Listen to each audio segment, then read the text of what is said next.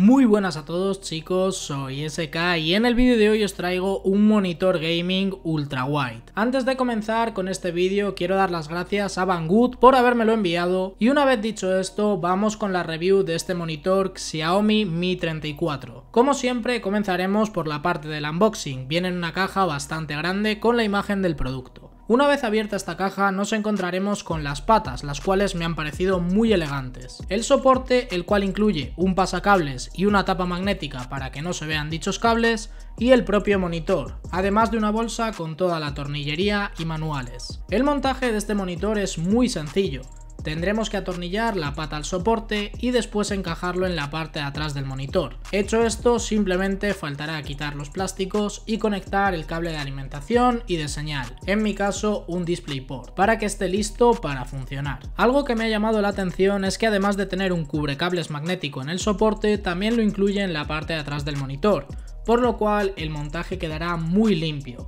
Además, si miramos esta pantalla desde el frontal no tendremos ningún logo, botón ni nada, y esto es algo que a mi parecer le queda bastante bien y lo hace separarse de la típica estética gamer. Respecto a sus especificaciones, estamos ante una pantalla curva 1500R de 34 pulgadas con una relación de aspecto de 21/9, es decir, ultra wide. Cuenta con un panel de tipo VA desarrollado por Samsung con una resolución de 3440 x 1440p, una tasa de refresco de 144 Hz, además de contar con FreeSync Premium. Su tiempo de respuesta es de 4 milisegundos, nada mal.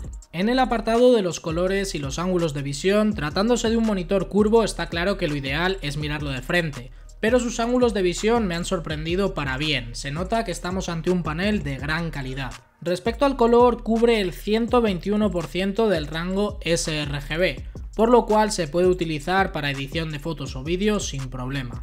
En cuanto a su brillo máximo es de 300 nits y en mi caso no se queda para nada corto, me parece muy correcto. Respecto a las conexiones tendremos dos HDMI, un DisplayPort, una conexión jack de auriculares y el conector de la corriente. Ahora que sabemos todo esto toca hablar de sus menús. Se controlan desde los 4 botones que tenemos en su parte de atrás, justo encima del botón para encenderlo o apagarlo.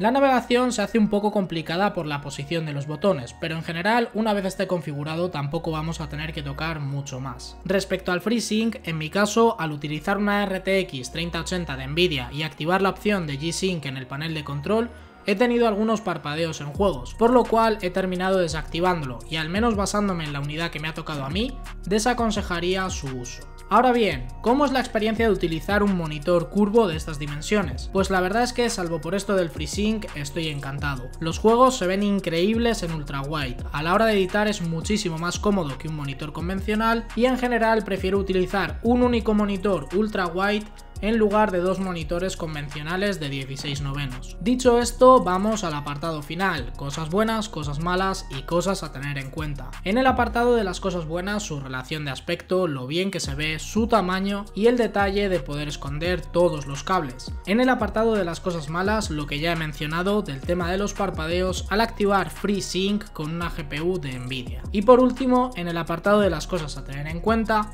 el espacio necesario para poder poner el monitor y su precio, el cual suele estar sobre los 500 € en páginas web como PC Componentes, pero lo podemos conseguir a menos de 400 en ofertas puntuales como la que hay ahora mismo por el 11 del 11 en Banggood o con un código de descuento que os dejaré en la descripción. Espero que os haya gustado este vídeo, si es así dejadme un like, suscribiros si no lo estáis y nos vemos en futuros directos y vídeos. Adiós.